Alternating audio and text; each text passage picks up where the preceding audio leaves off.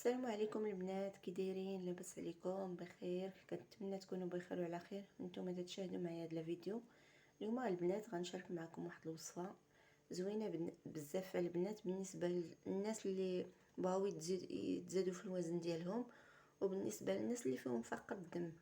راه البنات هذه الوصفه هذه راه زوينه بزاف، يمكن لكم تعشاو بها ولا تفطروا بها، وحده فيهم البنات يا اما العشاء اما الفطور.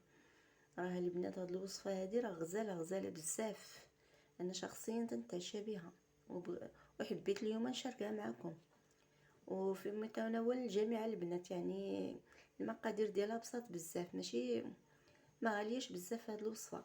بسم الله على بركه الله، نبداو بالمكونات ديالها.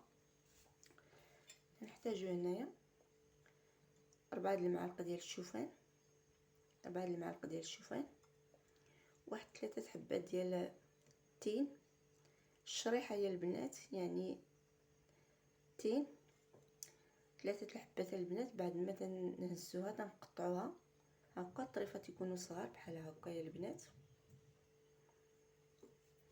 واحد المعلقه هنايا ديال بذور الشيا، بذور الشيا البنات راه تيتباع عند العطار موجود. والكاس ديال الماء، كاس ديال الماء يا البنات. كنحتاجو هنايا كاسرونه،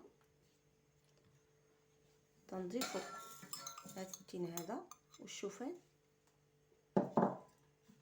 والمعلقه ديال بذور الشيا، تنضيفو المكونات هادو هاد 3 في الكاسرونه، وتنضيفو عليهم واحد نص الكاس ديال الماء،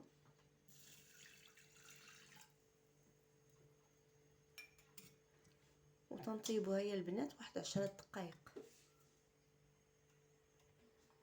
بعد ما تنطيبوا الوصفه ديالنا يا البنات، هي كي كتولي ها هي كتولي عاقده يا البنات بحال هكا. ها هي تنضيفوا عليها واحد 2 معلقات ديال العسل،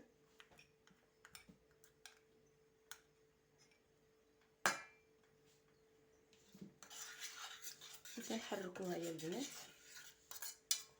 تنضيفوا واحد البنانه مقطعه،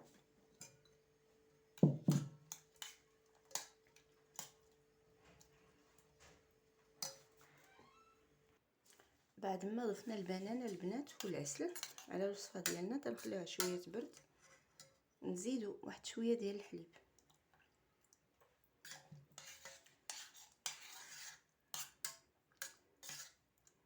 ها هي البنات هاد الوصفه هذه راه مفيده جدا للجسم ديالنا يا البنات. هاد الوصفه راه زوينه بزاف. ها هي البنات تنخليوها تتبرد شويه.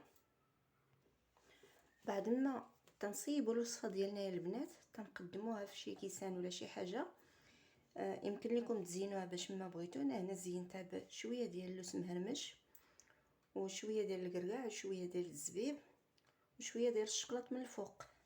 يمكن لكم تزينوها ولا تخليوها هكاك. راه هاد الوصفه هادي راه صحيه البنات.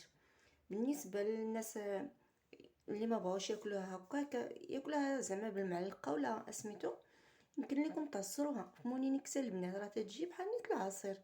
غير هاد الوصفه البنات زوينه، يمكن لكم تعشاو بها او تفطروا بها البنات، وتنتمنى تجربوها وتحضروها لوليداتكم. بالنسبه اللي عنده الاولاد يعني ما تيبغيوش يفطروا ليهم، وهذه يمكن لكم توجدوا لهم. هذه البنات راه مفيده جدا للوليدات الصغار، الناس الكبار، الناس يعني زوينه مفيده جدا للجسم ديالنا وتزيد لنا في الوزن. وبالنسبه للناس اللي عندهم فقر الدم راه هاد الوصفه يا البنات راه زوينه بزاف. انا راه تنتعشى بها يا البنات هاد الوصفه هادي.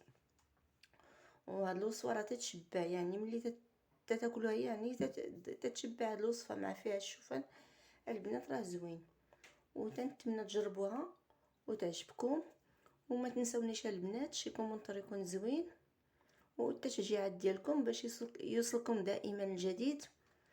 وشكرا لكم والسلام عليكم ورحمه الله تعالى وبركاته.